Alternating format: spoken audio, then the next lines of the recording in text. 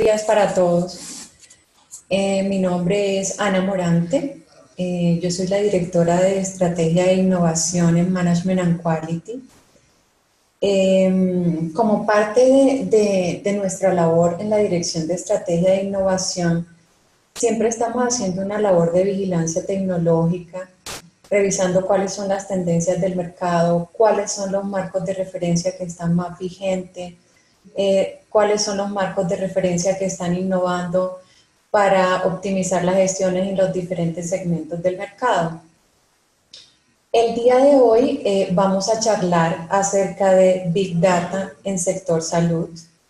Vamos a hablar sobre el marco de referencia NRAM-HEMS, que es aplicable completamente al sector salud y más específicamente enfocada a entidades prestadoras de servicio de salud. Y también veremos al finalizar una arquitectura de solución que nos muestra no solo la capa de datos, sino que también es una arquitectura de solución completa donde miraremos aspectos de interoperabilidad, catálogos de servicio, que lo iremos revisando a medida que vayamos avanzando en la charla. La idea es que faltando ya en los últimos 15 minutos, daremos respuestas a las inquietudes que tengan sobre esta charla. Entonces les pido por favor que las inquietudes que vayan teniendo a medida que vayamos avanzando, tomen nota y al finalizar estaremos dando respuesta. Bien.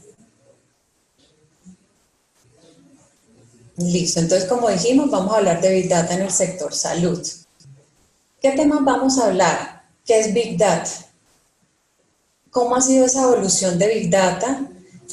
Quise hacer esa introducción porque antes de adentrarnos en qué es Big Data en el sector salud, es importante que sepamos qué es Big Data y cómo ha venido evolucionando a lo largo del tiempo. Luego de eso hablaremos sobre las 5 tendencias de Big Data en el sector salud.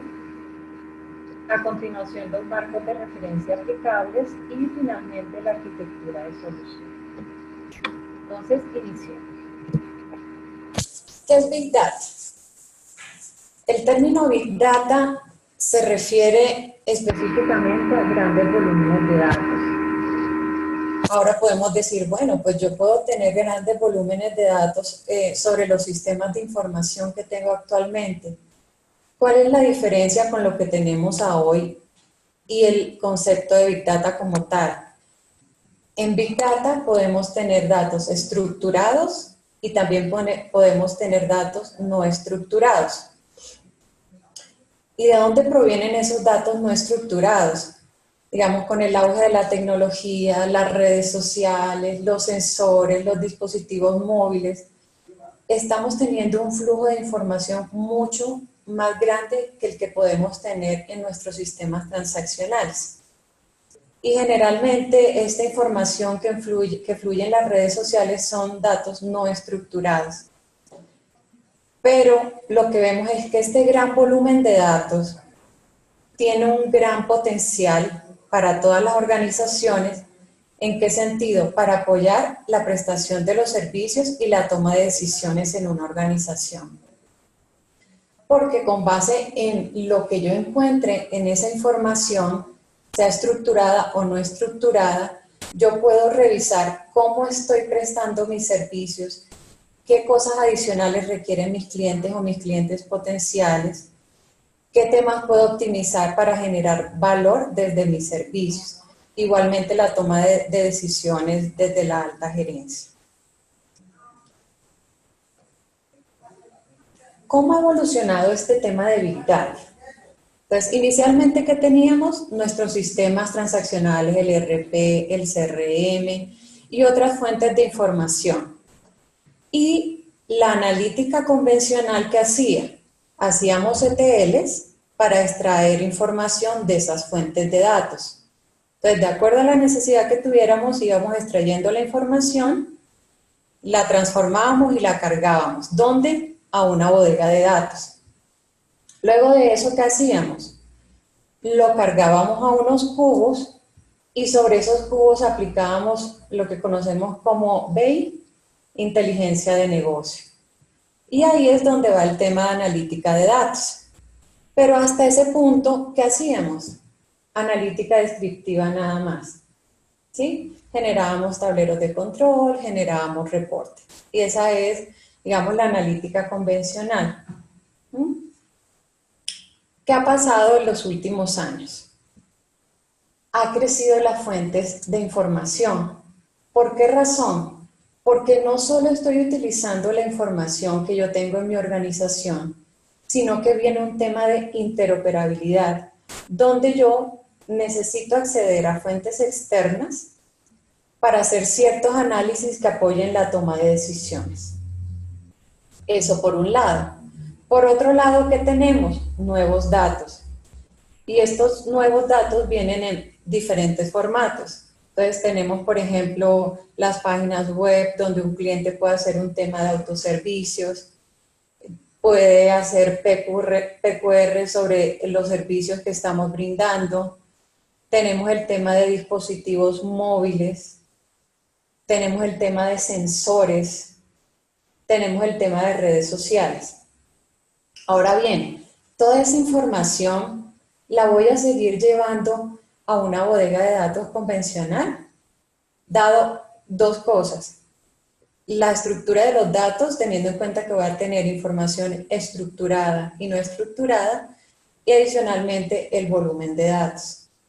Entonces, en esos escenarios, ya no me iría a lo convencional, sino que me voy a lo que conocemos como un lago de datos, donde yo puedo almacenar información tanto estructurada como no estructurada.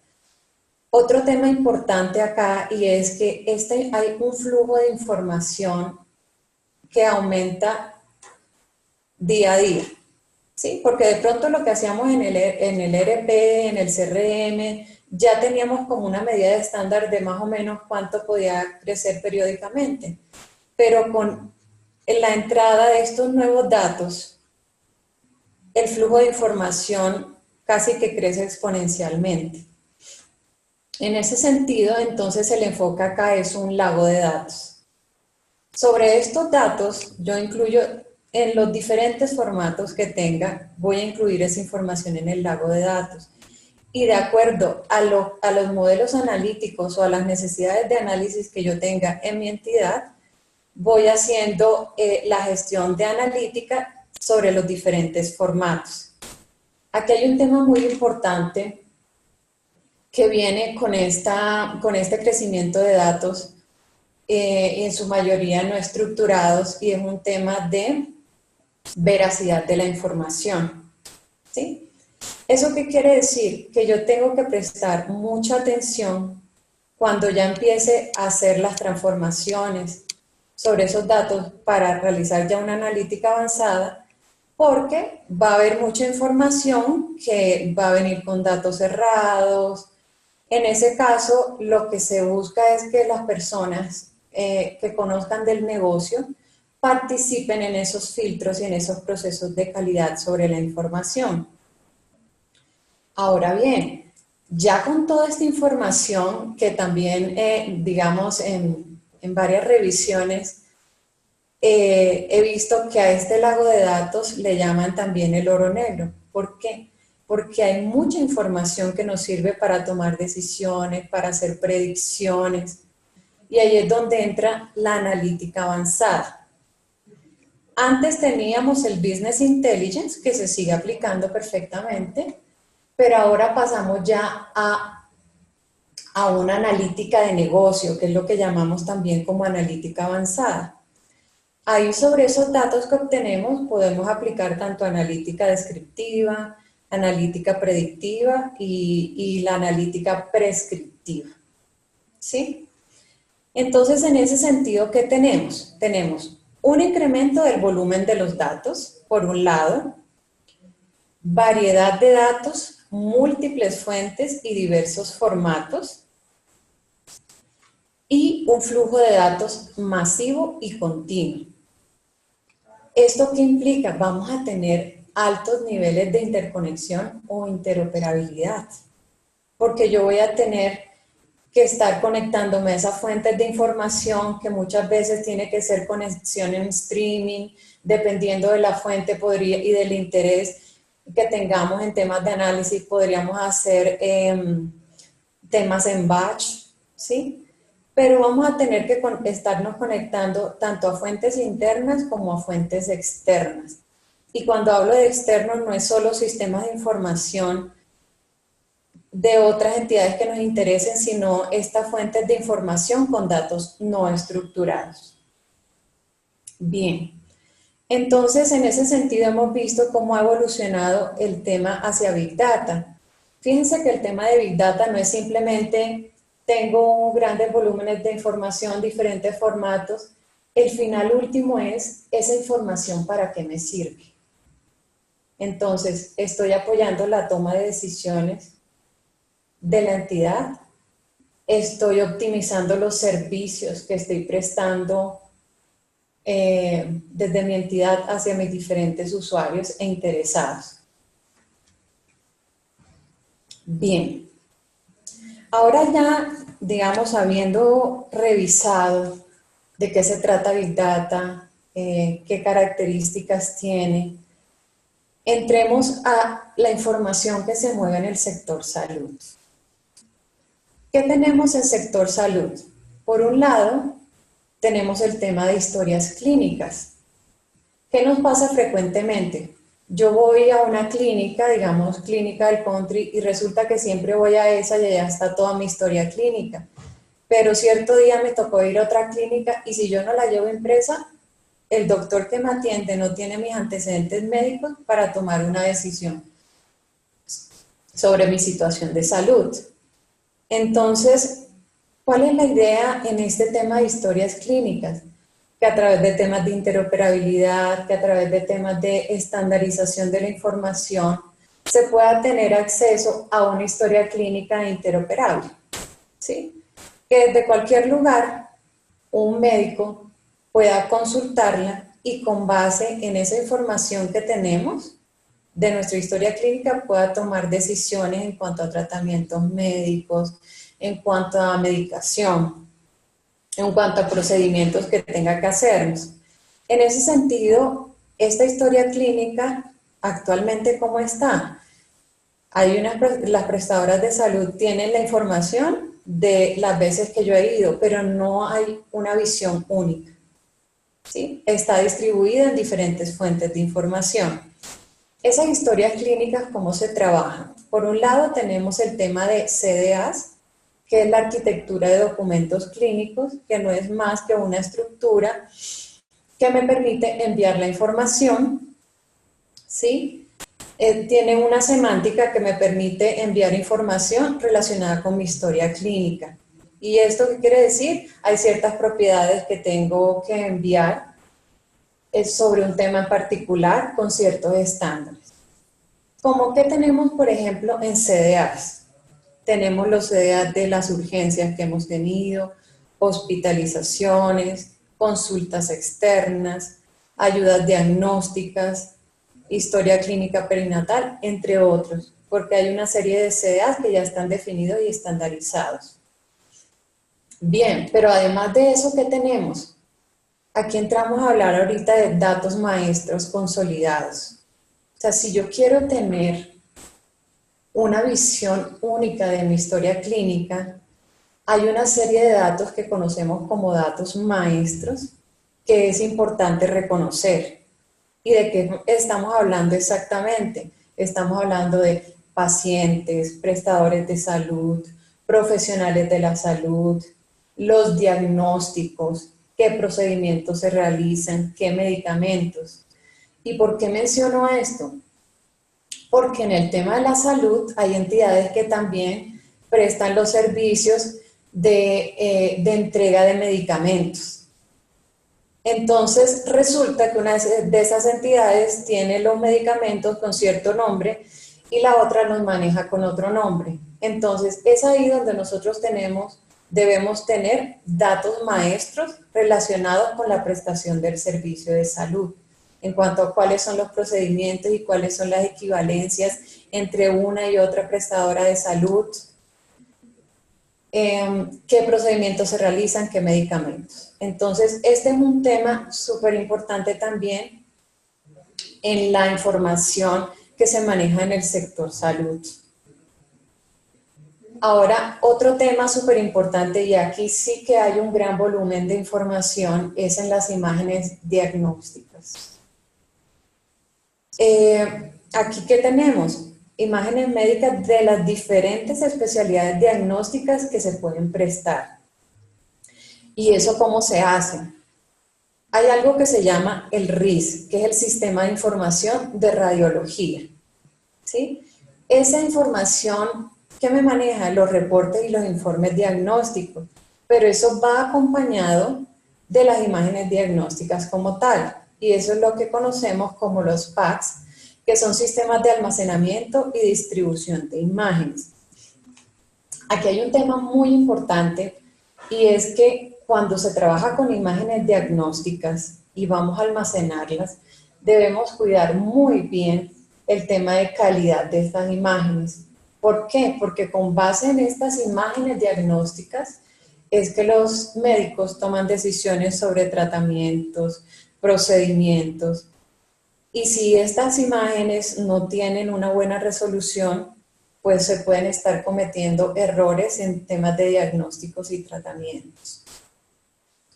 Bien, por otro lado, ¿qué vemos en sector salud? Entonces vemos todo un tema de citas médicas, procedimientos.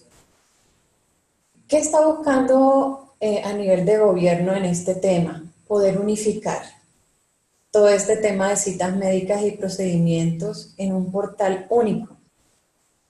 ¿Eso qué nos implica? Un tema de interoperabilidad con los diferentes sistemas que tienen los prestadores de salud para brindar las citas médicas, reservar las citas para hacerse ciertos procedimientos. Si vemos este tema de citas médicas y procedimientos, tiene diferentes canales de atención o se origina desde diferentes canales. ¿Cuáles son estos? Desde la web, pueden solicitarme desde un chat, pueden hacerlo desde aplicaciones móviles, a través de atención telefónica. Entonces, si ustedes se fijan, tengo muchos canales desde donde se puede disparar, digamos, estos procesos. Y lo que hablábamos anteriormente de interoperabilidad con diversos sistemas de información de prestadores de salud y proveedores, que nos implican un alto volumen en flujo de información. Adicionalmente, en el tema del sector salud se maneja pues el tema de PQRs, donde yo actualmente, ya sea por un sistema de PQRs de cualquiera de las entidades o por redes sociales, puedo estar poniendo la queja que no me gustó el servicio, que hay demoras, que tuve problemas, y esas son otras fuentes de información que tenemos ahí. Por otro lado, otro tema, y los que he enunciado acá son como los más relevantes y donde vemos un alto volumen de información, pero por supuesto hay mucha más información que se mueve en el sector salud, y es la formulación de medicamentos. En este caso, digamos, aquí se usan sistemas de prescripción y dispensación, y hay varias entidades que realizan, con las que se hacen convenios las prestadoras para hacer la dispensación de medicamentos. Entonces, hay mucha más información que hay que vincular acá, ¿sí? Y eso iría vía interoperabilidad, teniendo en cuenta las mejores prácticas y el enfoque a servicios, y estamos hablando particularmente de eso. Entonces, si nosotros vemos desde la definición de Big Data y vemos esta información que se maneja en el sector salud, nos damos cuenta que definitivamente sí se maneja Big Data. Ahora, hay varias alternativas. Lo hago vía interoperabilidad, por ejemplo, en el caso de las historias clínicas, donde yo no necesito traerme toda esa información, sino que vía interoperabilidad puedo tener una vista consolidada de mi historia clínica, ¿sí? Eso depende mucho cuál es la necesidad, si lo hago desde una prestadora o quiero consolidar todas las prestadoras de salud, ¿sí? Entonces el esquema podría bien partir desde una expectativa, digamos, acotada a una prestadora, o ya desde las entidades de control en sector salud, donde quieren tener una visión amplia y unificada de toda esta información que se maneja desde los prestadores de salud, desde los profesionales de salud y proveedores de los diferentes servicios. Bien, acá. Entonces, ¿cuál es la tendencia en el sector salud? Ya vimos que definitivamente hay un gran volumen de datos que se manejan, pero ¿cuál es la tendencia? Y esta tendencia no es para un largo plazo, esta tendencia es para el corto y mediano plazo. Entonces, ¿qué se busca en el sector salud? Ya a nivel de, digamos, no tanto de datos, de registros de datos, de información, sino a nivel de necesidades y de optimización en la prestación de servicios de salud. Entonces, el primer enfoque o la primera tendencia es la atención centrada en el paciente. ¿Y eso a qué se refiere? A proporcionar un cuidado de salud óptimo mediante el uso significativo de la tecnología de información en el sector salud. Entonces, fíjense que estamos hablando de un tema de sector salud, pero aquí el tema de TI toma un rol súper importante para apoyar a esas entidades en generar valor, ¿sí? Entonces, ¿cuál es la idea? Mejorar la calidad y la coordinación de la atención en salud. ¿Y eso cómo lo logro yo? A través de los sistemas de información especializados en sector salud. Adicionalmente dice, para que los resultados sean consistentes con los conocimientos profesionales actuales. Entonces, ahí hay dos cosas. Primero, yo a los profesionales de salud debería darles las herramientas necesarias para que hagan una buena gestión con sus pacientes. Pero por otro lado también se trata de esa información de esos profesionales de salud, cuál es su formación, ¿sí? Conocimientos, experiencia. Entonces ahí va un tema también de la información que se maneja sobre los profesionales de salud. ¿Qué calificación le doy yo a los profesionales de salud? Entonces, fíjense que esta información que yo tomo cuando me brindan un servicio, cuando me atienden, y yo puedo calificar al médico o al prestador, es información relevante para la toma de decisiones. Bien, por otro lado, reducir los costos de la atención médica, porque pues si yo cuento no solo con los sistemas, sino con los dispositivos necesarios para brindar la atención, pues voy a reducir los costos porque estoy optimizando la gestión médica que se está haciendo. Bien, la segunda tendencia, ¿cuál es? El Internet de las cosas para salud. Entonces, con los avances tecnológicos tenemos acceso a mucha más información. Tenemos sensores, tenemos dispositivos inteligentes que pueden estar interconectados. Estos sensores y dispositivos inteligentes me van a brindar por lo general información no estructurada, ¿sí? Pero fíjense qué cosas interesantes podemos hacer. Yo con esos sensores o dispositivos, yo puedo, por ejemplo, monitorear la glucosa de un paciente, digamos, poner monitores fetales a las mamitas gestantes, monitores de presión arterial. Fíjense que hoy, por ejemplo, nos mandan un holter y nos hacen un monitoreo 24 horas de la presión arterial. Pero qué bueno sería que esos dispositivos que miden esa información pudieran transmitir en tiempo real la información. ¿Y esto para qué me serviría? Primero, habría una disminución en la intervención directa del médico. Sí, no tengo que ir para que me tomen la presión, para que me revisen, simplemente los datos se transmiten y podemos tomar decisiones de manera proactiva. Adicionalmente, pues, digamos como una consecuencia, la reducción de los costos de esta gestión. Listo, a eso se refiere el Internet de las cosas. Es utilizar la tecnología para optimizar la gestión que hacemos con los pacientes, monitorear sus signos vitales, etc. Y fíjense que esto nos sirve para tomar decisiones de manera proactiva. Si ya yo tengo una tendencia a que se me suba la tensión arterial, entonces de entrada yo puedo tomar decisiones con ese paciente para, digamos, reducir los riesgos de cualquier complicación posterior. Bien, Reducción de fraude, desperdicio y abuso. ¿Esto a qué se refiere? Fíjense que en el tema del sector salud no todo está enfocado y, por supuesto, generarle valor al cliente, brindar un buen servicio es importante, pero también hay un tema de carácter administrativo y de eso hablamos también cuando decimos apoyo a la toma de decisiones.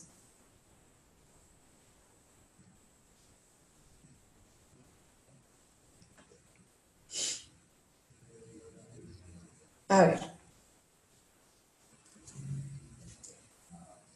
cuando hablamos de fraude, ¿a qué nos referimos?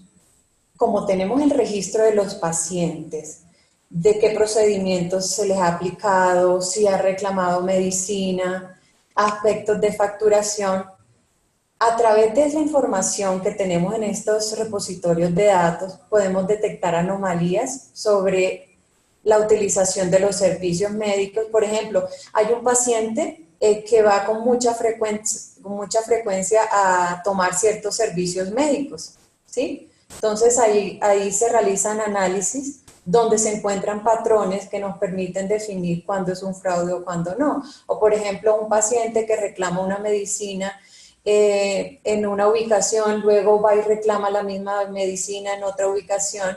Entonces podemos identificar esos patrones, primero para detectar esos pacientes que tienen un comportamiento fraudulento.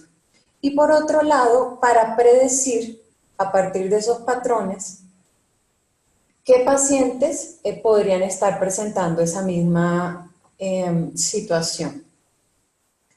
¿Listo? Bien. La cuarta tendencia, ¿cuál es? Entonces, realizar un análisis predictivo para mejorar los resultados. ¿Y esto en qué consiste? En combinar y analizar una variedad de datos estructurados y no estructurados que pueden provenir de diferentes fuentes de datos para ayudar en la precisión del diagnóstico de condiciones del paciente.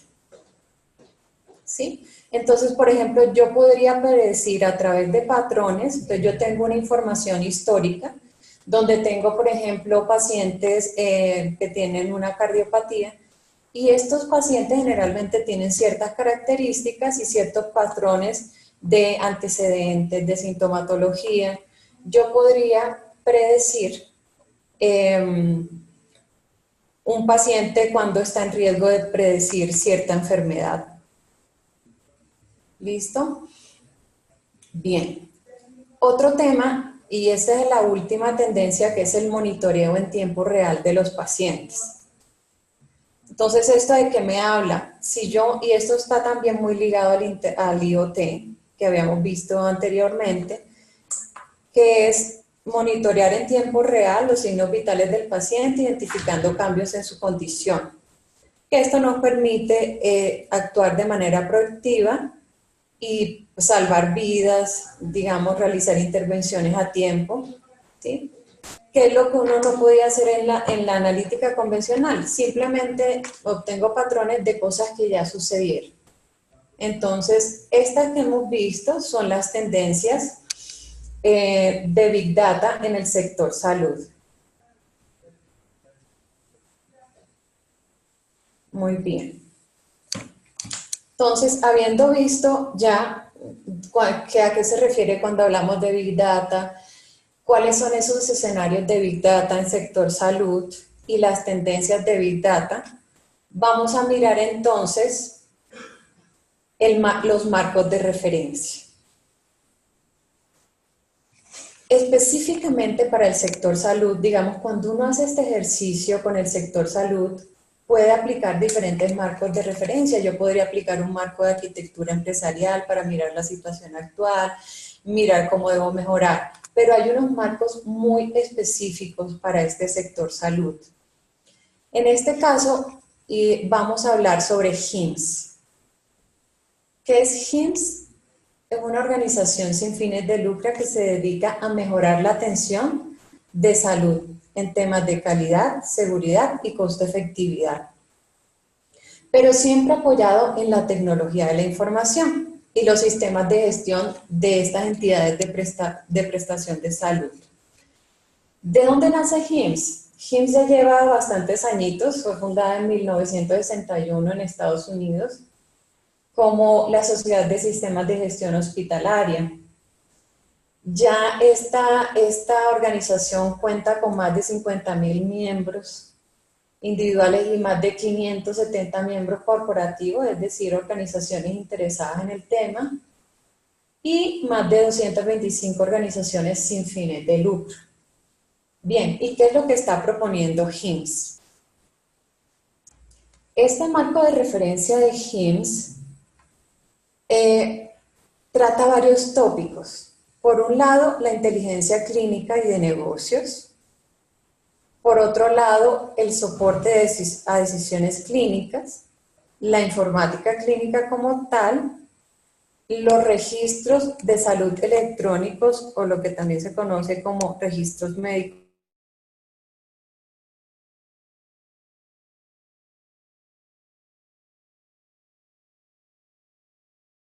soluciones empresariales y el intercambio de información en salud.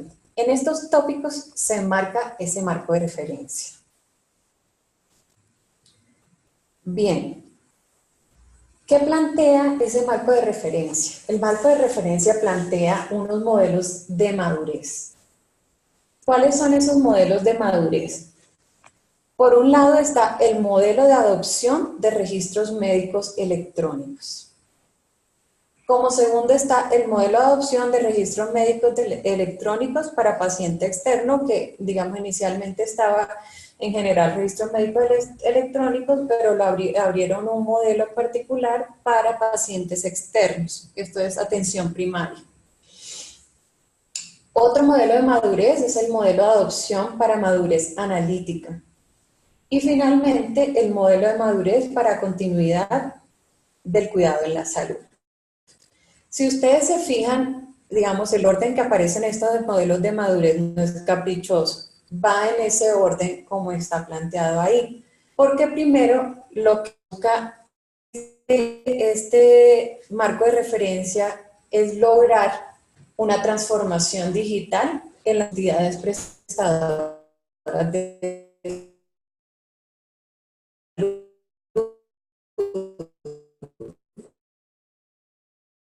De ahí que como un primer plan en electrónicos, en buscar entidades.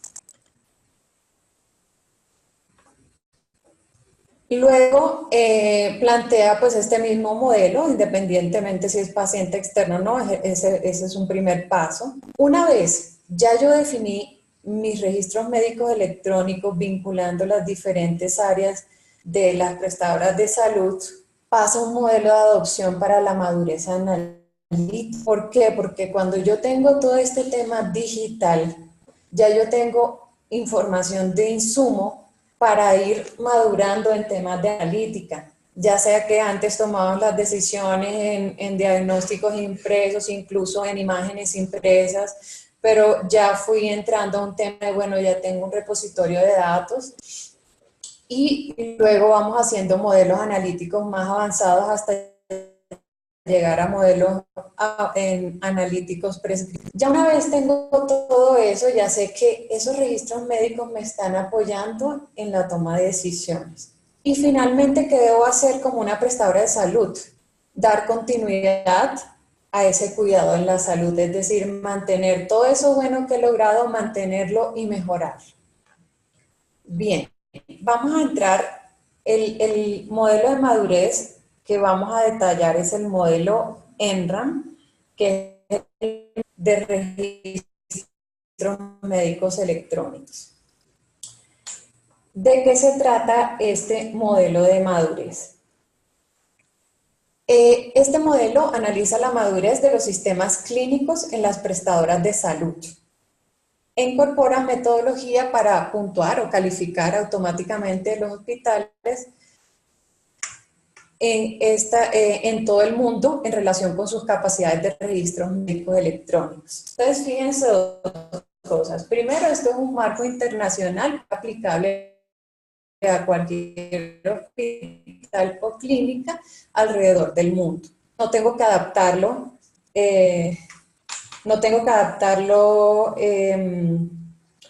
si es en Colombia, si es, no, es aplicable alrededor del mundo. Lo otro, fíjense que partimos de la madurez de los sistemas clínicos, la tecnología al servicio del tema de salud y evalúa las capacidades de registros médicos electrónicos, que es lo que conocemos como EMR. Este modelo de 8 etapas que mide la adopción y utilización de las funciones de registro médico electrónico. Esto que vemos aquí a la derecha, son las etapas que debería ir con que quiere certificarse en este modelo de madurez. Entonces, encontramos una etapa 0. ¿Eso qué quiere decir? Que el prestador de salud no cuenta con sistemas de información para los principales servicios de apoyo. ¿Y esos servicios de apoyo cuáles son? Laboratorio, radiología, farmacia. Eso está en el nivel 0. Cuando yo ya quiero sistemas de información, nivel 1, entonces ya tengo instalados sistemas de información de laboratorio, de radiología, de farmacia. Aquí hay un tema muy importante. Es válido tener esos servicios tercerizados. Estos sistemas de información puede estar tercerizado y es totalmente válido. Lo importante es que cuente con esos sistemas de información de apoyo. Bien, ¿cuándo me paso ya a un nivel 2? Cuando tengo un repositorio de datos clínicos o registro electrónico del paciente. Es decir, ya yo puedo recolectar datos de los diferentes servicios médicos que le brindo a un paciente. Ahí ya voy a empezar a consolidar ese registro electrónico del paciente. ¿Cuándo me voy a una etapa 3? Cuando ya la entidad tiene un sistema de soporte que le permite documentar los cuidados médicos de enfermería, signos vitales, el historial de medicación, y esto incluye el seguimiento de la administración de medicamentos. O sea que a eso se refiere al sistema de farmacia también.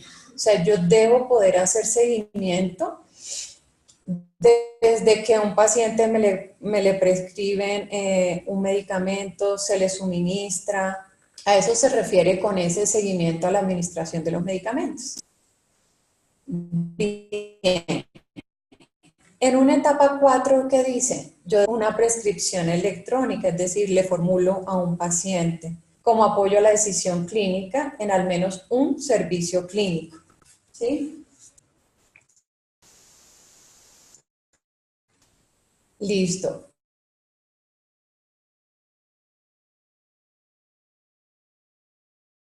Sistema de radiología integrado con el registro médico electrónico, reemplazando las imágenes basadas en películas. Todavía se alcanzan a ver hospitales y clínicas que no tienen estos sistemas que hablábamos al principio de los PACS y los RIS, que tienen esas imágenes diagnósticas, sino que todavía tienen el método antiguo de imágenes basadas en películas, ¿sí? Entonces me está diciendo el nivel 5, para yo poder llegar a ese nivel 5 debería contar con un sistema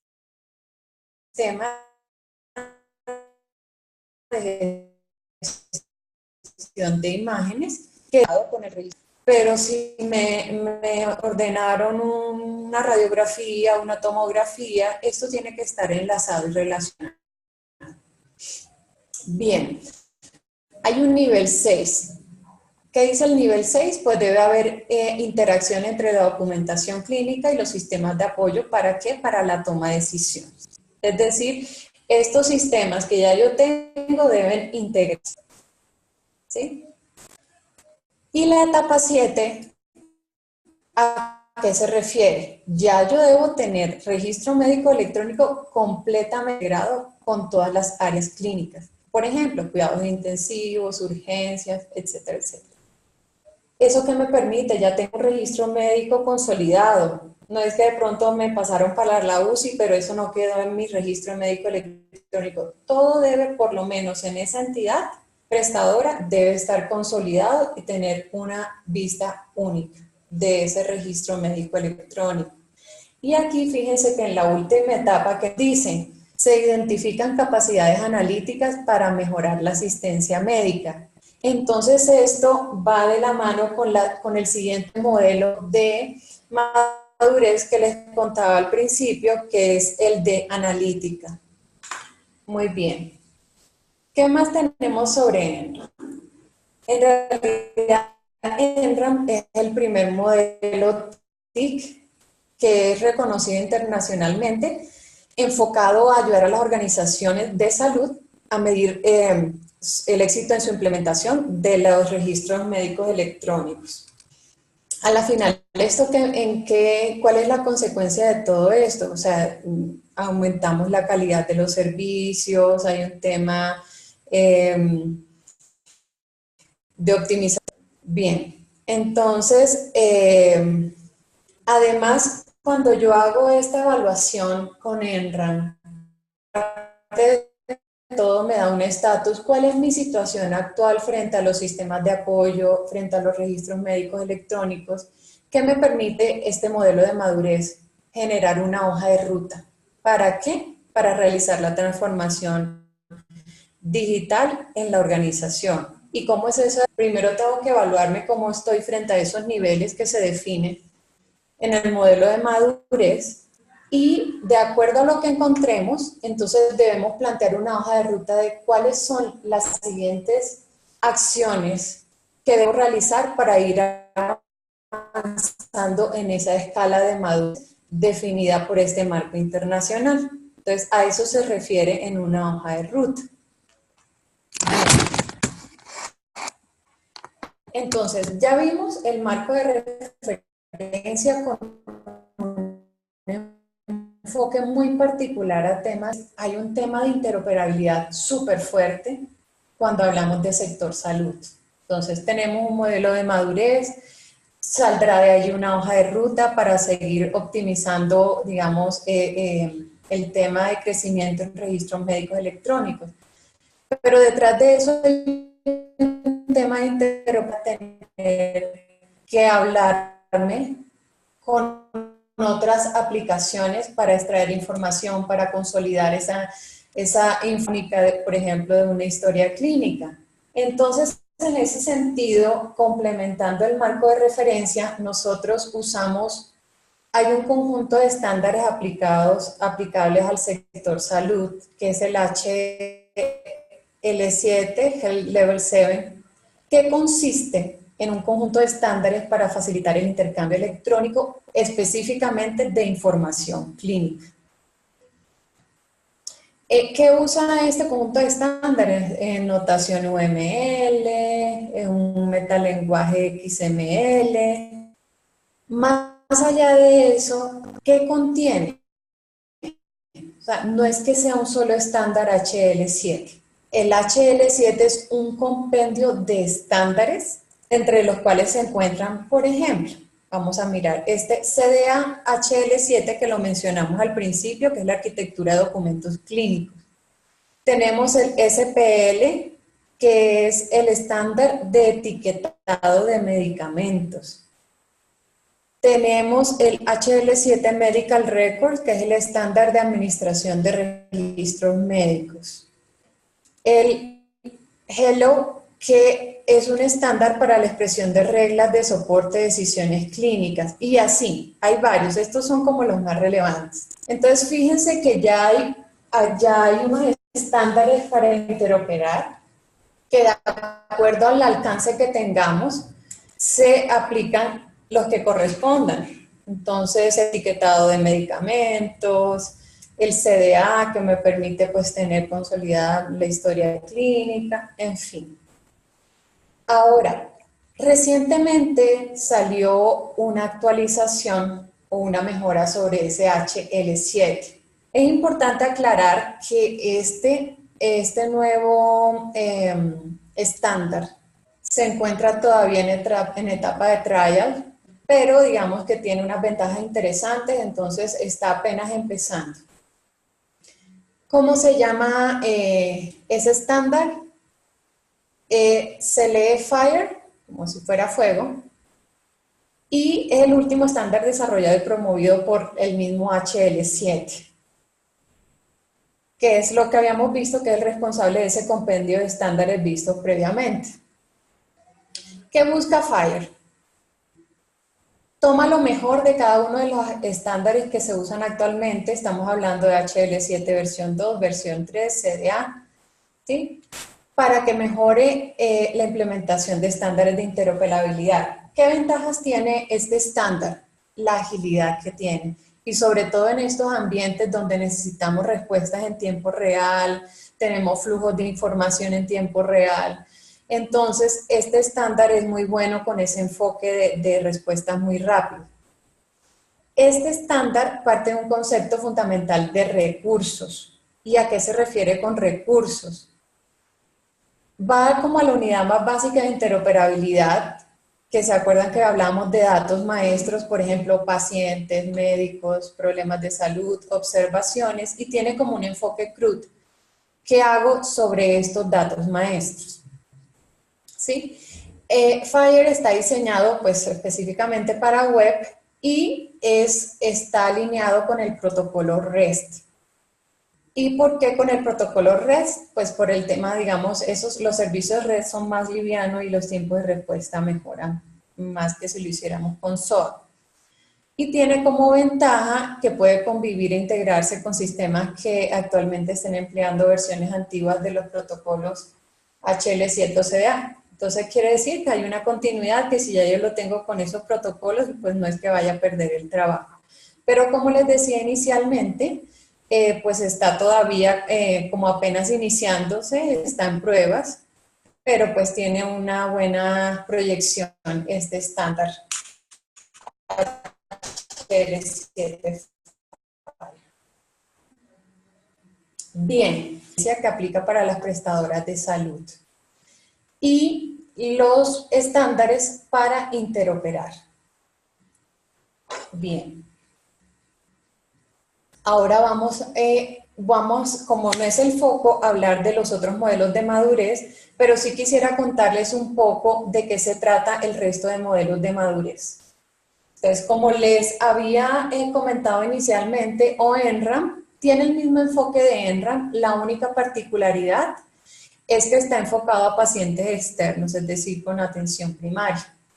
Igualmente tiene un modelo de 8 etapas como el que vimos para EMRAM y está destinado a establecimientos de salud donde el prestador ya tiene licencia para evaluar, diagnosticar, tratar, prescribir, generar órdenes y documentación.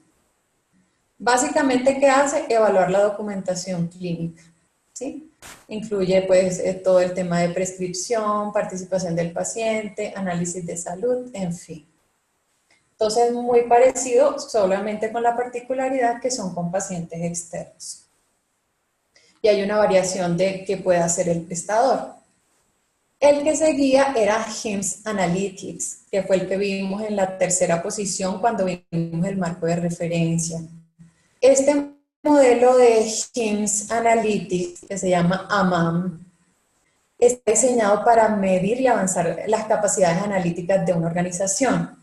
Entonces, si ven que arranca como en el punto en que realizó el primer modelo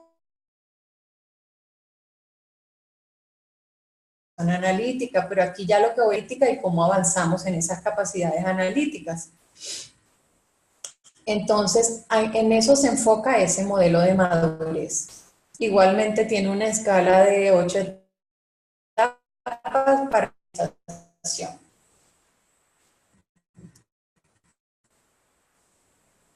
Y el último que es continuidad del cuidado, continuidad de ese servicio, del cuidado que se está con pacientes, ya sea por una salud responsable, ¿sí? Bien. Igualmente, como el resto de modelos de madurez, tiene 8 etapas donde medimos en qué nivel estamos. Al pie de cada slide yo les dejo el link donde pueden encontrar más detalles sobre estos otros modelos de madurez. Pero el punto de partida va a ser MRAM, que me ayuda a lograr una transformación digital y posteriormente voy avanzando en el tema de analítica y garantizando la continuidad en la prestación del servicio con calidad. Bien, entonces vimos los diferentes sabores y modelos de madurez frente al marco de referencia de HIMSS.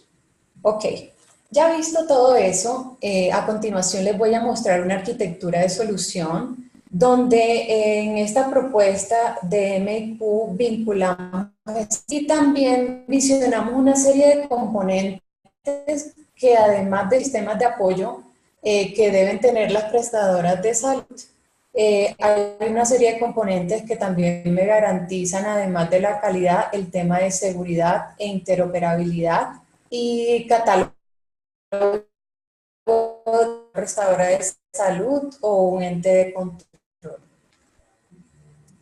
Entonces, esta arquitectura, ven acá, puede ser aplicable, como les decía, a una prestadora, a un ente regulador, un ente de control, ejemplo, ¿sí?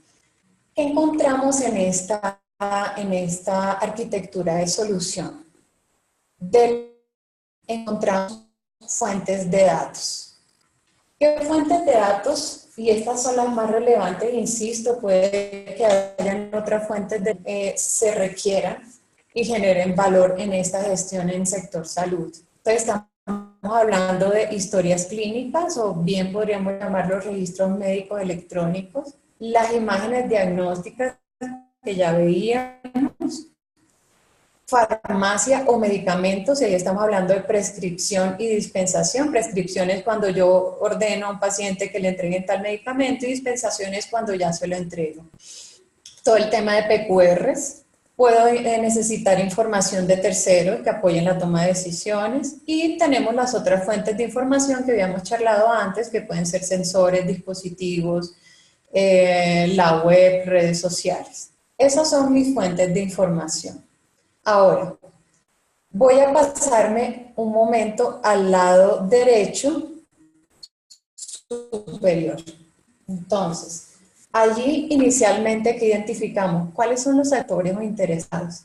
Entonces, tenemos ciudadanos, pacientes, profesionales de la salud, prestadores de salud, personal administrativo, proveedores, aseguradores, entes reguladores. ¿Qué canales de atención podría tener? Los que habíamos charlado antes. Portal web, aplicación móvil, una llamada telefónica, un chat. Si yo lo miro desde esos actores o interesados, ¿qué tengo? Yo puedo acceder a un catálogo de servicios. Entonces, puedo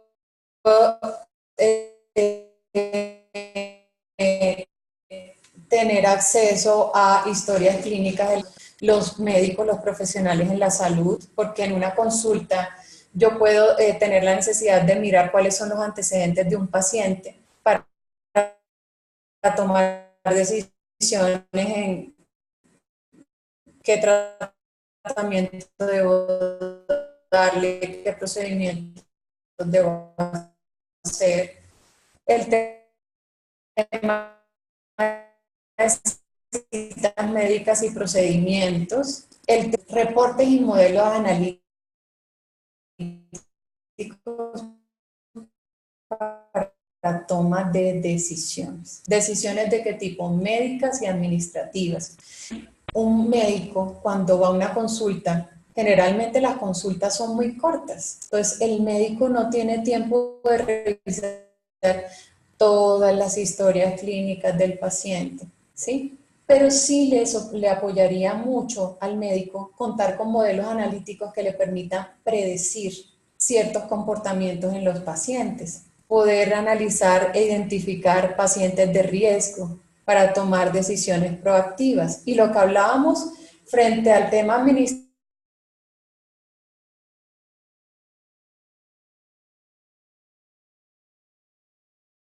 utilizando el servicio varias veces de razón.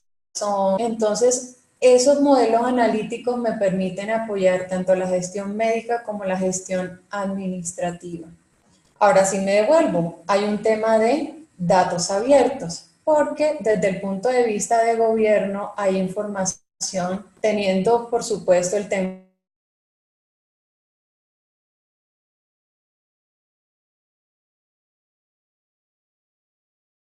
control, incluso del mismo paciente. Listo. Entonces, fíjense que partimos de una serie de actores, canales de atención y un catálogo de servicios. ¿Que pueden ser más servicios? Perfectamente pueden ser más servicios. Esto es un ejemplo de los servicios más relevantes. Bien.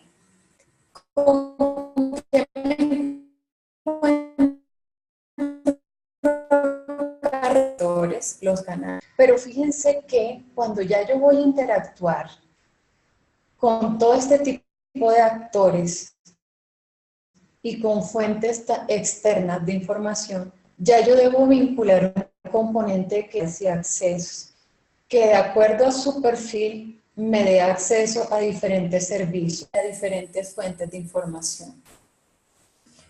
¿Y esto a qué va? Porque debemos garantizar no solo la calidad, sino la seguridad de la información. Y sobre todo porque en cuanto a pacientes hay información súper confidencial. Entonces, debe haber un control de seguridad y acceso en ese sentido. Bien, entonces, lo que sigue de esto es que esto en qué se fundamenta en un tema de datos, que yo voy a procesar, voy a hacer los analíticos. Para yo llegar a esta franja que ustedes ven acá, que es la capa de datos, yo requiero información externa. ¿Y cómo voy a llegar a esa información externa? A través de interoperabilidad que ya habíamos hablado. En ese sentido, estamos hablando de un bus de servicios ARMI y extraer información de fuentes externas.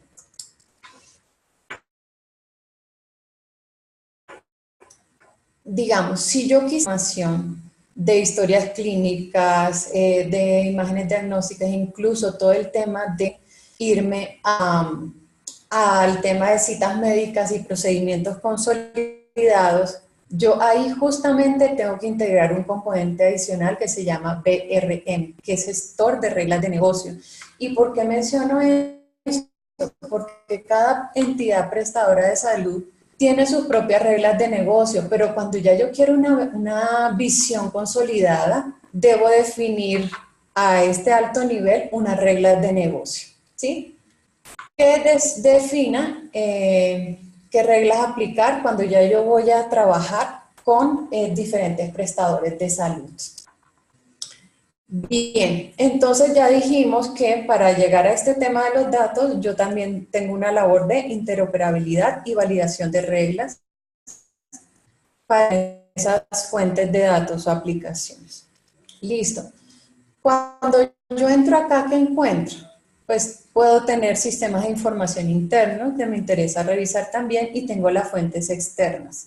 Sobre estas fuentes externas, ¿qué hago? Pues un tema de extracción, pero aquí ya no vamos a ir al modelo convencional, sino que ya debemos ir a un lago de datos, que lo habíamos bien. Aquí es donde se define si vamos a hacer procesamiento en tiempo real, si hacemos procesamiento en batch o en streaming, ¿sí? Si va a ser un procesamiento que va a ser interactivo, donde va a haber una gestión según demanda. Y una vez teniendo eso claro, pues ahí hacemos todo el tema de extracción, transformación y carga. ¿Cuál es la idea? Que sobre este lago de datos yo haga todo el tema analítico. Es por eso que encontramos un repositorio de calidad de datos. Igualmente, fijan, acá encontramos un tema de maestros y referencias, que si recuerdan cuando hablamos de los datos en el sector salud de Big Data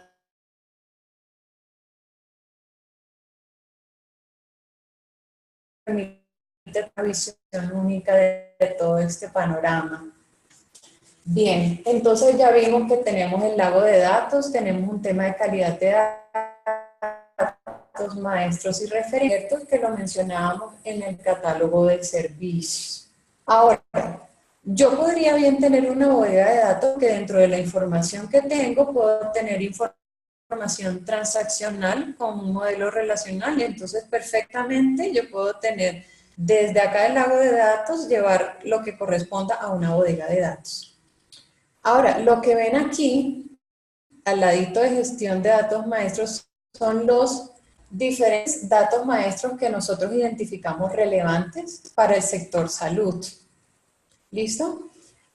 Acá, finalmente, cuando yo tengo esta información, la proceso, ya empiezo a hacer la inteligencia analítica, que esto es lo que me sirve, esos resultados hacia dónde van, para estos reportes y modelos analíticos que apoyarán la toma de decisiones. Y ahí cuando hablábamos de la analítica descriptiva, la analítica predictiva y la analítica prescriptiva.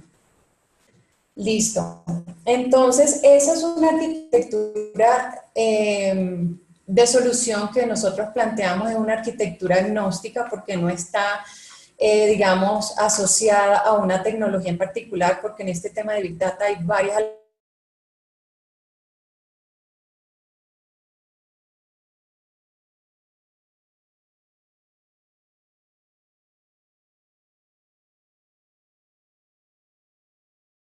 Big Data, de cómo apoya esta arquitectura para la toma de decisiones y la prestación de servicios en salud.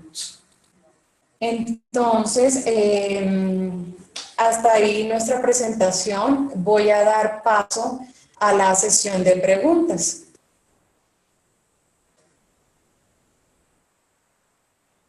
Ok, Ana, muchas gracias por tu intervención. Entonces, por aquí tenemos unas preguntas, ya te las voy a decir. La primera pregunta que Ok. tenemos es, ¿cuáles son las características de Big Data? Es decir, ¿cómo saber de qué se trata Big Data? ¿Cómo saber de qué se trata Big Data y no repositorios de datos tradicionales? Ok, muy bien. Entonces, para nosotros poder identificar qué es Big Data y no simplemente un tema de volúmenes de datos grandes, hay tres características que son, digamos, conocidas en el mercado. ¿Cuáles son estas características? Una, y se conoce como las 3 Bs de Big Data. Entonces, tengo un incremento en los volúmenes de datos. Cuando hablamos de volúmenes de datos, podríamos hablar de teras a petabytes, ¿sí? La otra B, ¿cuál es? La variedad. Entonces, tenemos variedad de datos, tenemos múltiples fuentes y diversos formatos, como lo vimos en los ejemplos que hicimos a lo largo de la presentación. Tengo imágenes, tengo textos, tengo información transaccional que está en modelos relacionales. Entonces, tengo variedad de datos. Y otro tema súper importante que también me caracteriza, que si es Big Data o no, es el flujo de datos masivo y continuo, y que implica altos niveles de interconexión o interoperabilidad.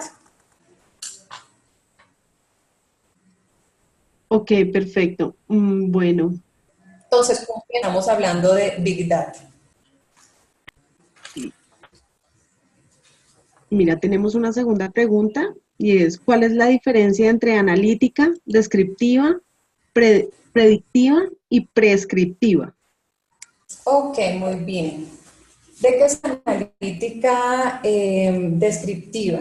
A través de la analítica descriptiva yo puedo identificar características y patrones de comportamiento con base en datos históricos. Digamos que esta analítica es un poco reactiva porque pues ya yo lo que hago es encontrar evidencias de las cosas que ocurrieron en la información histórica. Por ejemplo, yo podría identificar ¿qué características y patrones médicos tiene un paciente con cardiopatía? ¿Sí? Entonces, ok, yo sé que un paciente con cardiopatía ¿Qué características tiene? Tiene una edad entre 30 y 50, tiene un peso entre tanto y tanto, tiene obesidad, tiene unos antecedentes médicos particulares, ¿sí? A eso se refiere la analítica descriptiva. Ahora,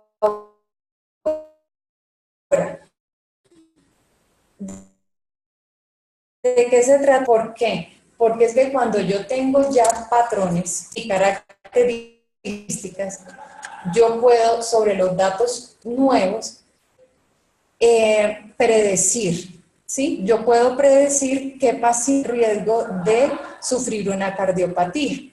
Es decir, con base en los patrones y características que encontramos de ciertos comportamientos, yo podría predecir, en este caso del ejemplo, quién podría sufrir una cardiopatía. Ahora bien, la última que mencionamos, que es la analítica prescriptiva, ¿qué hace? A través de unas técnicas de simulación, nos permite detectar alternativas óptimas dentro de una gama de posibilidades. ¿Y eso cómo así? Por ejemplo, yo podría tener alternativas de tratamiento sobre un paciente con cierta patología. Entonces yo podría decir, ok, si tiene cierta patología, la mejor alternativa es proporcionarle este tratamiento en específico. Entonces a eso se refiere la analítica priva, me permite detectar unas alternativas óptimas dentro de las posibilidades.